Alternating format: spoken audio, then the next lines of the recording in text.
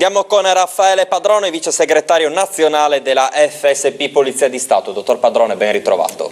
Bene ritrovati anche voi. Sentito, emergenza furti, che città si riscopre ovviamente a Pordenone, ma tutto il territorio da destagliamento, alla luce anche tra altre cose dell'ultima statistica, rilevazione fatta da Italia Oggi, che dice che la ex provincia di Pordenone è al quinto posto per qualità della vita a livello nazionale.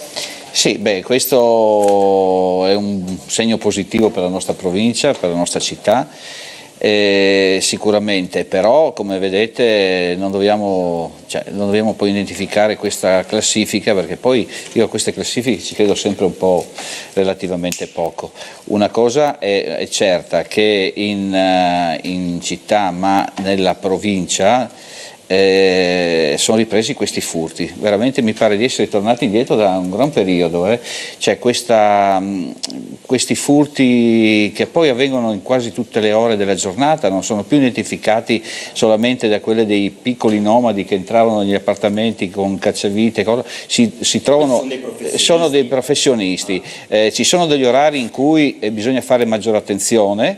Io lo ricordo che è sempre quello del pomeriggio, ma ormai vediamo che i furti avvengono in qualsiasi ora della giornata, perché non sono le solite bande, ripeto, dei nomadi, dei minori, perché sapete che mandavano nelle case i minori perché imputabili, e quindi dobbiamo stare molto più attenti.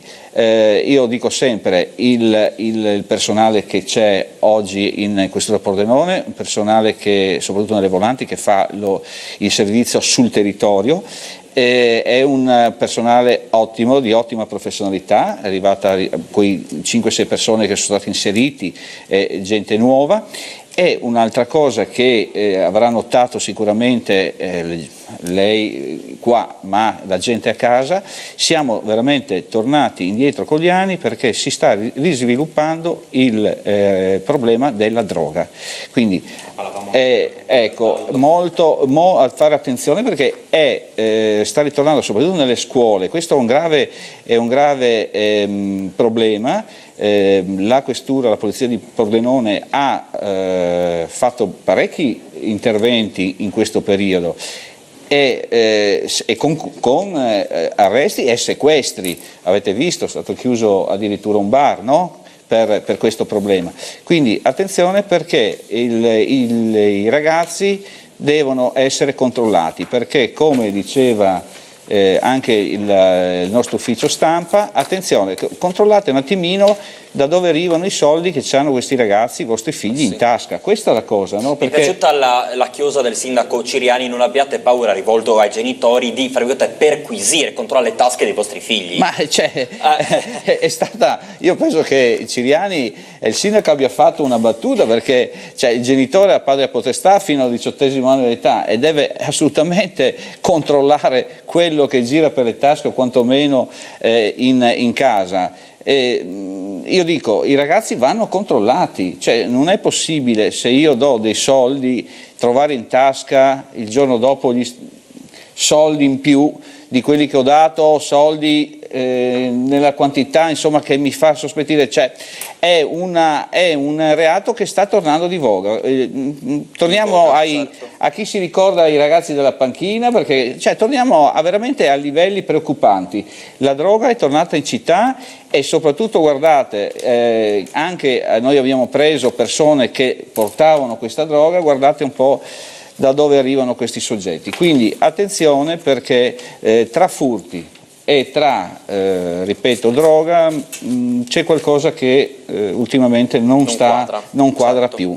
Una volta questo periodo, poi anche, ripeto, bisognava fare attenzione, perché i più esperti si ricordano che in questo periodo c'era un aumento di grossi furti, ma anche di rapine, che da novembre a dicembre, si sa perché, girano più soldi, arrivano le tredicesime. Attenzione, anche quando si vanno a accompagnare, magari andate a accompagnare i vostri cari insieme a ritirare pensioni, perché arrivano gli ometti dalle truffe, no? Si parlava prima fuori sacco di di questa truffa a Cordovaro, ma aumentano anche le rapine, cioè ci sono dei momenti storici, soprattutto ai periodi dell'anno, dove vanno una recrudescenza di certo, soldi, perché ecco. girano soldi Certo. diversi. Bene. Ecco, attenzione. Ne parleremo ancora sicuramente a partire Grazie a dalla voi. settimana prossima, grazie al dottor Raffaele Padrone, vice segretario nazionale della FSP, Polizia di Stato. Si parlava di furti, ascolti, sorpreso a rovistare all'interno di un'auto, 33enne di origini polacche denunciato per tentato furto aggravato. Il fatto è accaduto l'altra notte a Sacile in via Mazzini. A seguito di una segnalazione i carabinieri dell'aliquota radiomobile hanno sorpreso l'uomo residente a Fontana Fredda, già noto alle forze di polizia. La macchina non chiusa a chiave era invece proprietà di un 53enne di Sacile. Anche la moda di lasciare... di non chiudere è un avviso che non mi sono neanche permesso di fare, insomma è inutile che lasciate la borsa incustodita e no, andate... ma la macchina proprio aperta, vabbè, cioè, come dire a uno e entraci e vai. Ecco, non siamo arrivati a questo, se no vi portano via anche la macchina, in altre regioni d'Italia sicuramente vi avrebbero portato via la macchina, ma se dovete scendere non lasciate la borsa sul sedile o sul sedile dietro o la valigetta nel sedili, e andate magari a prendere un caffè o solo il giornale o a una... Certo. perché questi vi aspettano. Questi Bastano pochi istanti per trovarvi poi le brutte sorprese. Grazie ancora a Raffaele Padrone. Raffica di furti a cavallo tra Veneto e Friuli Venezia Giulia, 3 assalti a Sacile in poche ore sabato sera. Solo nel Portogruarese una decina di colpi. Nella notte è stato tra altre cose fatto esplodere un bancomat ad Eraclea.